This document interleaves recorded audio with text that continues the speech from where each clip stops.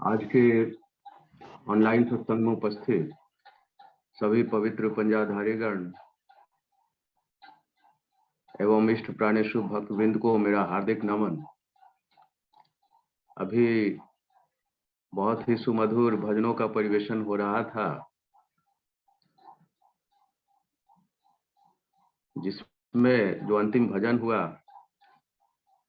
एक भक्त निवेदन कर रहा है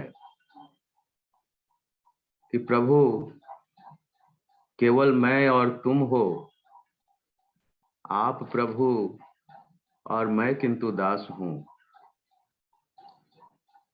दास का क्या कर्तव्य होता है? प्रभु की इच्छाओं को पूर्ण करने के लिए समर्पित हो जाना।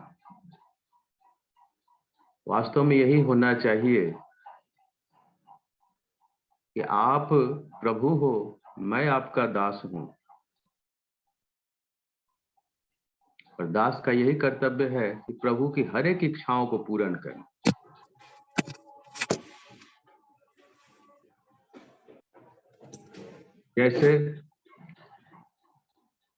जैसे भक्त हनुमान को हम लोग देखते हैं, उन्होंने अपने लिए कुछ भी नहीं चाहा। हमेशा सर्वदा ध्यान में ये रहा जीवन में उनके कि प्रभु को मैं खुश कैसे रखूं, एकमात्र यही कामना। आते हैं हम लोग वर्तमान युग पुरुषोत्तम ठाकुर के हर एक इच्छाओं को पूर्ति करने में अपने जीवन को लगा देना। पूज्यपाद श्री श्री बौरदा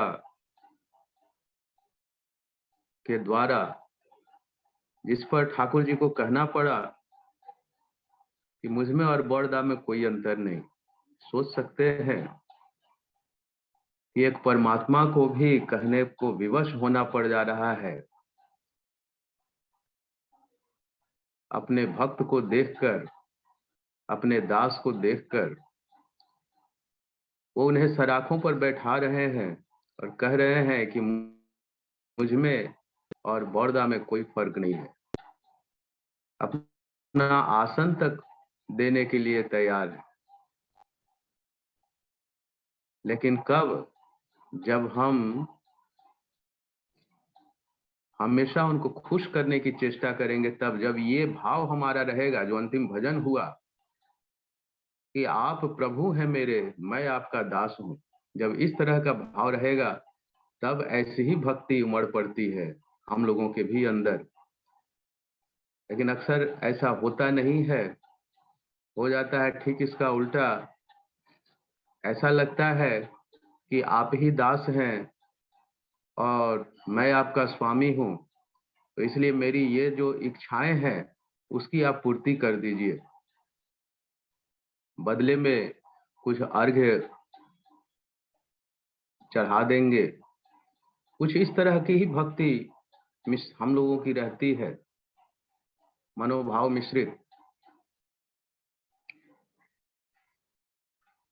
लेकिन अभी जो भजन हुआ, हूबहू वैसा ही हम लोगों का भाव होना चाहिए।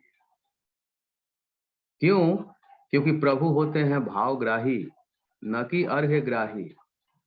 इस बात को हमको ध्यान देना होगा। प्रभु होते हैं भावग्राही, न कि अर्घ्यग्राही। तो हमारा मन का भाव कैसा है? इसलिए ठाकुर कहते हैं, तुम इष्ट को प्रेम करना चाहते हो, तुम भगवान को प्रेम करना चाहते हो, किंतु प्रेम करो केवल उनके लिए ही। कितनी बड़ी बात ठाकुर कहते हैं, किंतु प्रेम करो केवल उनके लिए, अपने लिए नहीं। अपने लिए यानी कि हमारा स्वार्थ उसमें जागृत हो जा रहा है। मेरा ये स्वार्थ पूर्ति हो जाए, इसके लिए मैं आपको प्रेम करता हूं, नहीं। इसलिए ठाकुर जी ने कहीं हम लोगों से जीवन में हम लोगों से गलती ना हो, एक एक स्टेप पर ध्यान देकर कहा कि प्रेम करो किंतु उनके लिए, अपने लिए नहीं। अभी जो अंतिम चरण में जो 2 भजन हुए उसका सार यही रहा, बहुत ही अपूर्व। यही कारण है कि प्रातःकालीन बेला में जो इस तरह का भजन सुनने पर मन का भाव भी मुखर हो जाता है और इष्ट कार्य करने की भी लालसा जग उठती है। अक्सर इष्ट कार्य के नाम पर हम लोगों को लगता है कि कुछ अलग से करना है, ऐसी बात नहीं है। इष्ट कार्य यानी मंगलजनक कार्य जो हम लोगों को जीवन मिला है, इसका मंगल कैसे होगा, सुंदर रूप से ये कैसे चलेगा, तो हर एक एक्टिविटी को सुंदर ढंग से निभाना वही है इष्ट कार्य।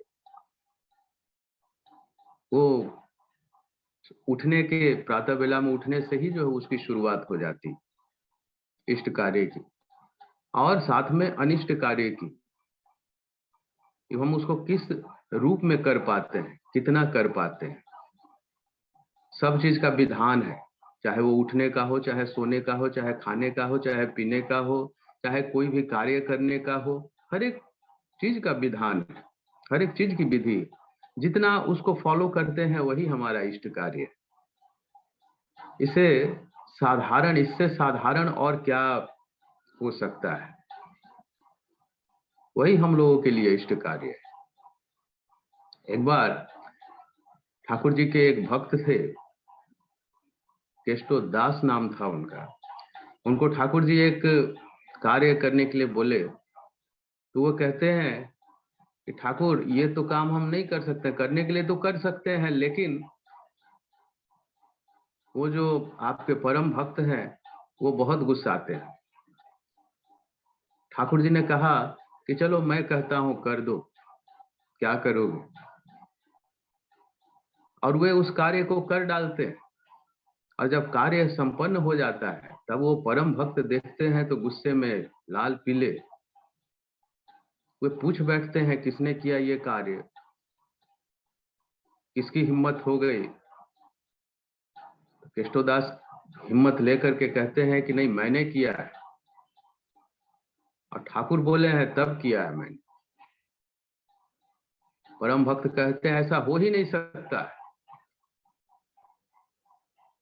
ठाकुर से मैंने कहा था कि यह कार्य कराना उचित नहीं है।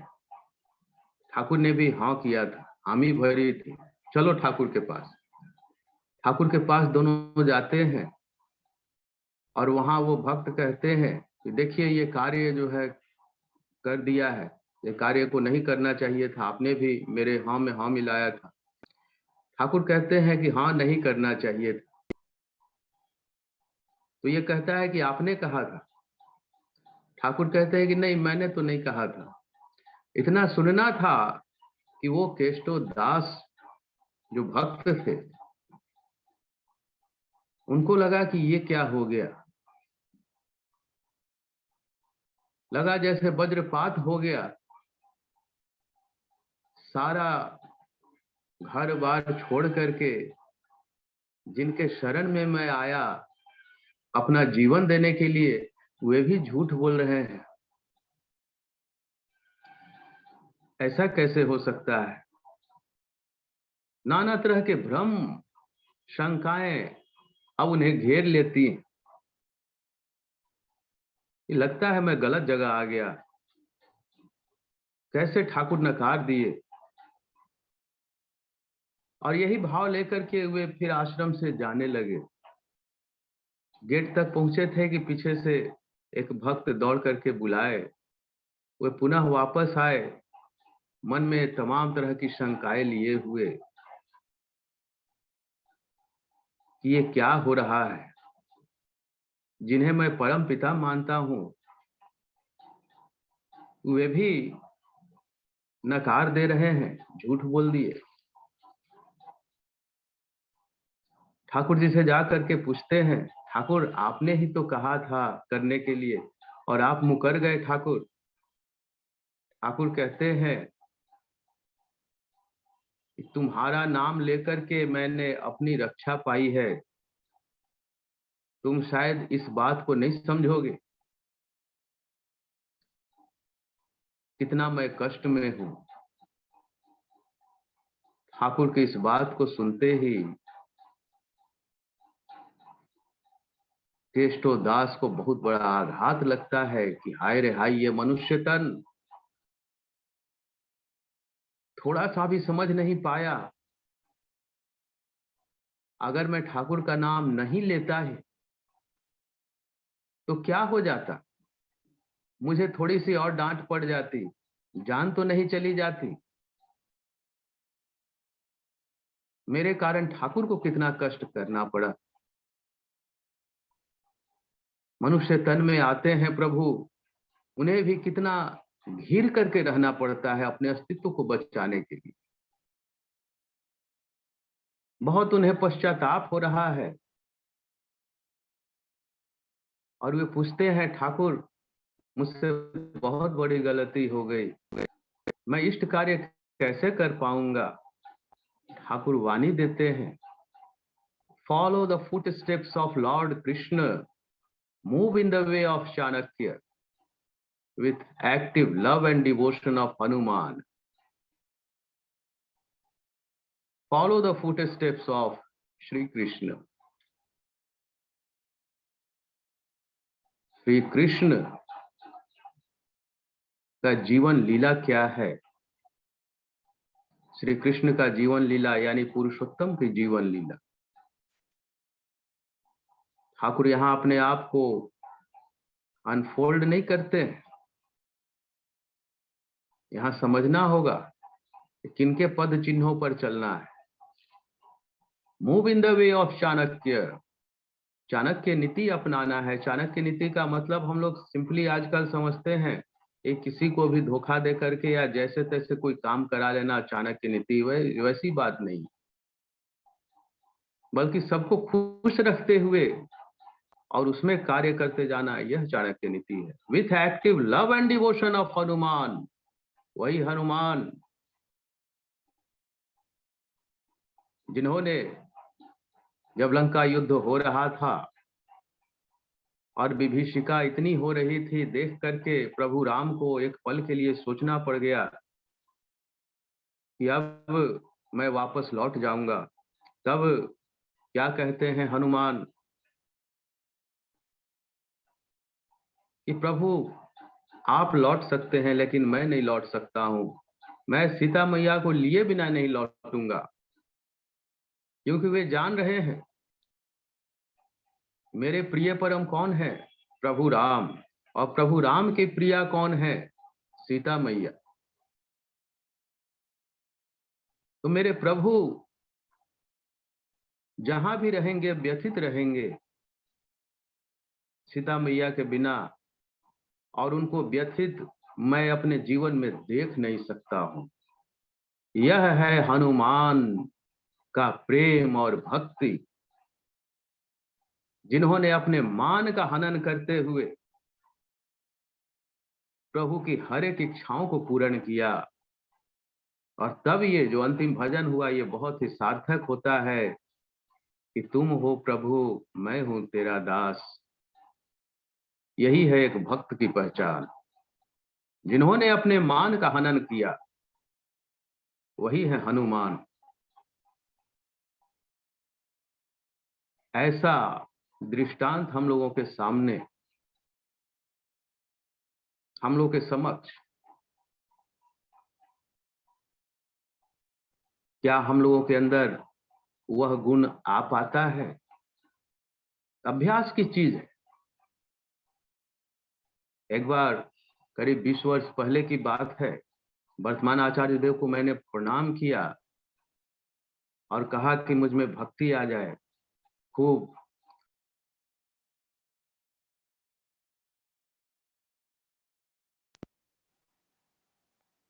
हनुमान जैसे मुझ में भक्ति आ जाए। तब वर्तमान आचार्य देव कहते हैं, ठाकुर जी को लेकर के खूब चलो, ऐसा चलो कि हनुमान की भक्ति भी फीकी पड़ जाए।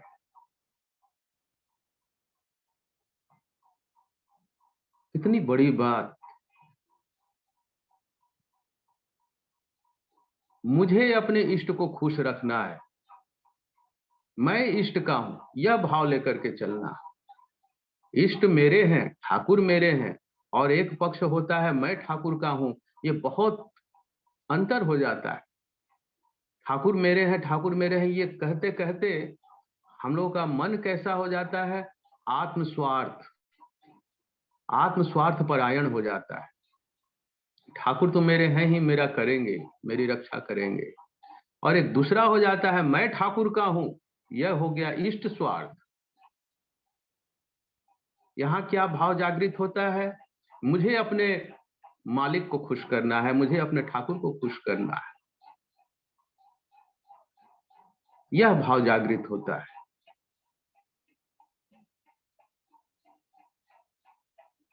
हम लोग जाते हैं सत्संग आश्रम।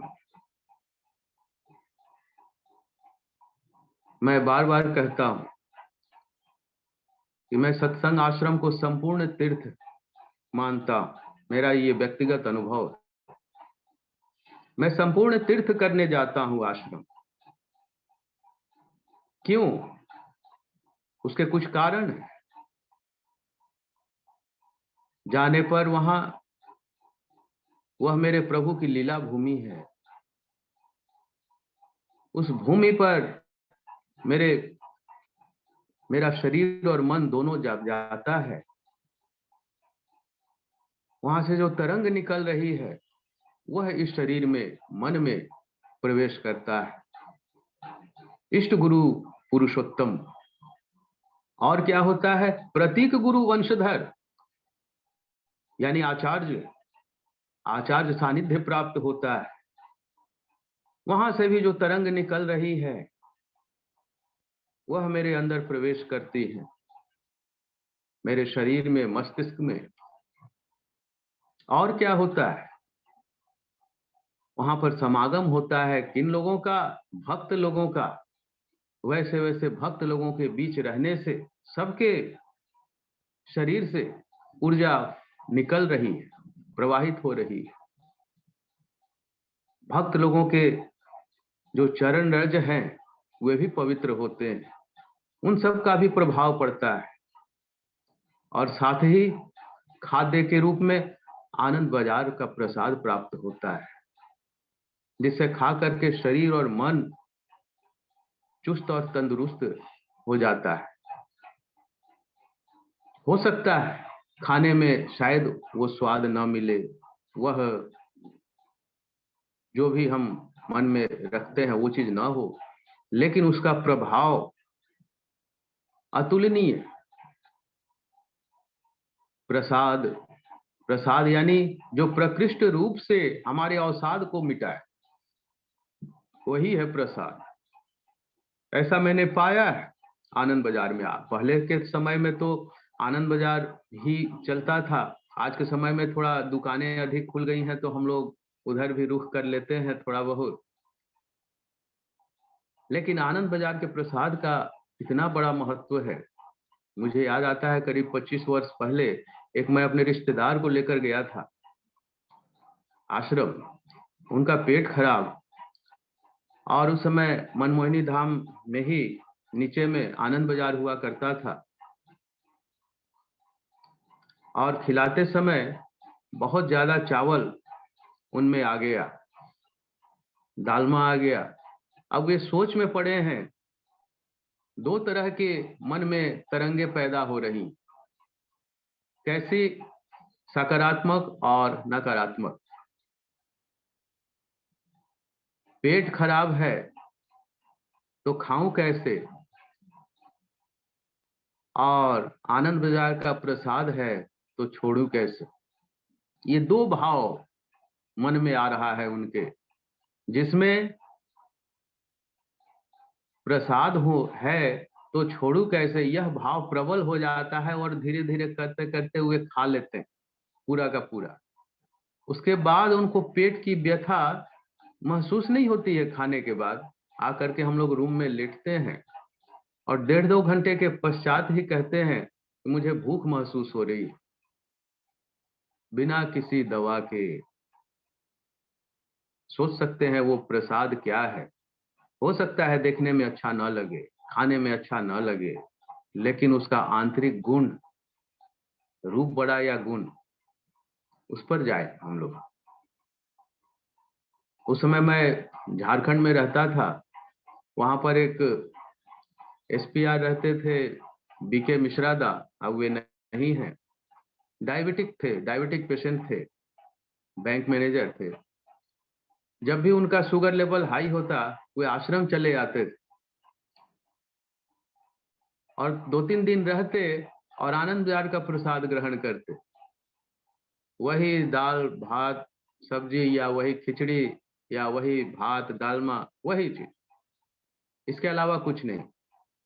और फिर चले जाते, जा करके वहां टेस्ट कराते, नॉर्मल उनका निकलता। अभी मैं गया था, 3-4 दिन था वहां। इस बात को दिमाग में लिए था कि नहीं, आनंद बाजार का प्रसाद मुझे ग्रहण करना ही करना है।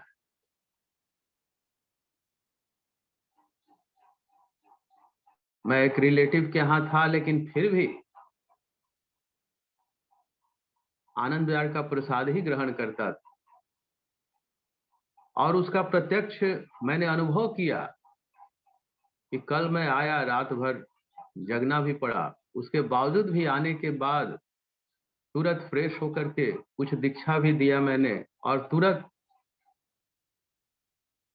कुछ गांव तरफ निकल भी गया। दिन भर कार्य हुआ, कहीं कोई क्लांति बोध नहीं।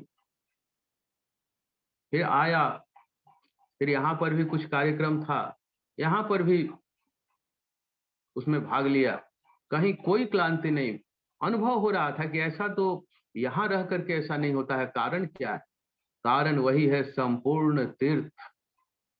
संपूर्ण तीर्थ का मैं भ्रमण करके आया, संपूर्ण तीर्थ हो करके मैं आया।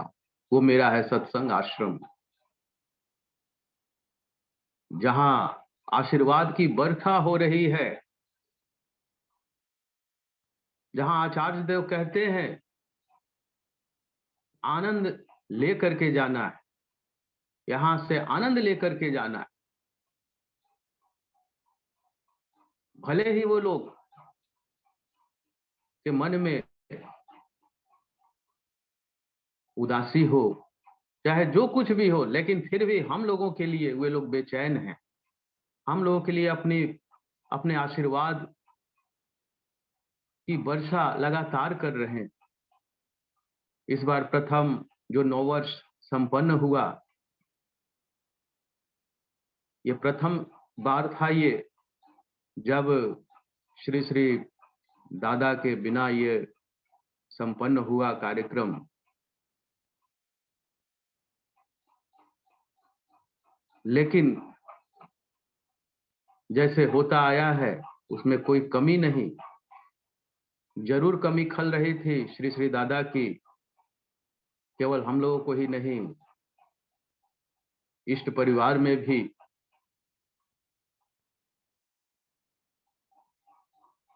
मन में एक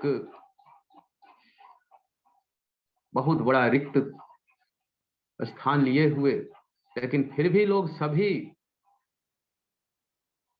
चाहे आचार्य देव हो हमारे, चाहे पूजनीय सिपाही दा हो, चाहे पूजनीय बिंकी दा हो, चाहे पूजनीय अवीन दा हो,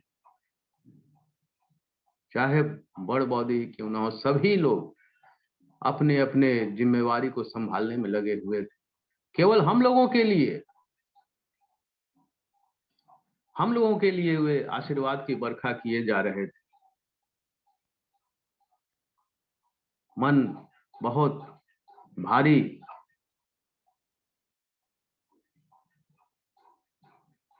सोच सकते हैं कितना प्रेम वो बरसाए थे।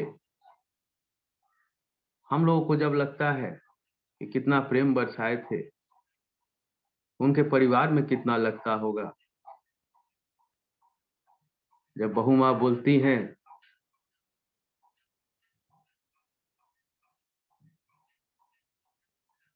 कि जब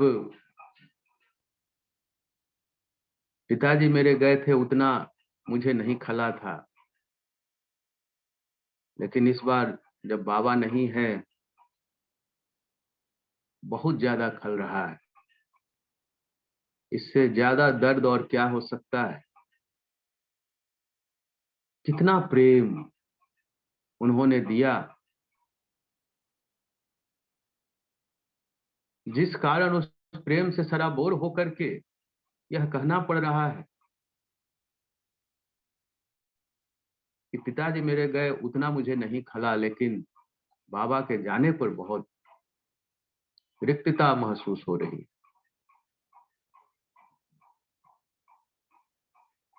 इतनी बड़ी रिक्तता लेकर के भी वे लोग हम लोगों पर आशीर्वाद की बरखा किए जा रहे हैं, लगातार किए जा रहे हैं, आनंद दिए जा रहे हैं।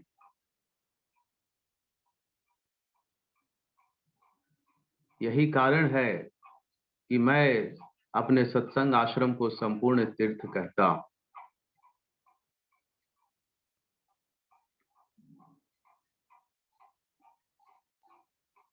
लगातार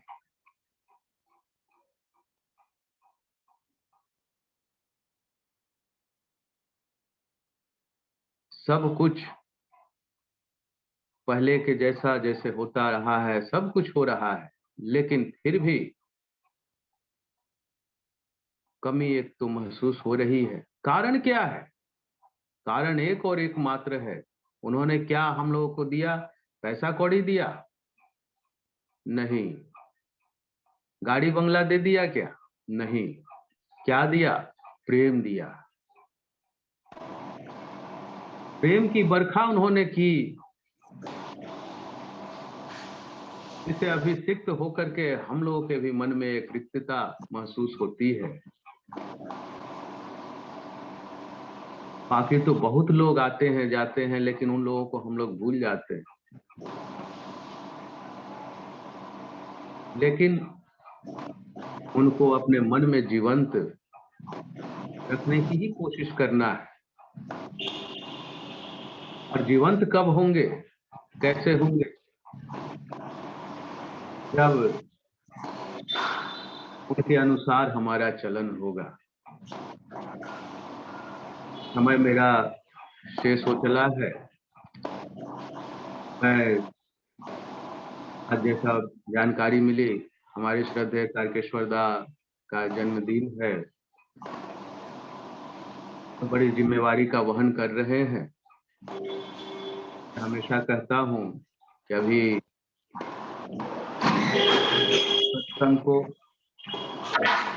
आप पर प्रभु की कृपा ऐसी ही बनी रहे, आशीर्वाद की बरखा होती रहे, आप स्वस्थ रहें, सुस्त रहें, सबल रहें। साथ ही सत्संग में उपस्थित सभी भक्तजनों के सतमय जीवन के लिए, इष्टमय जीवन के लिए प्रभु के चरणों में कामना करता हूँ। जय गुरु।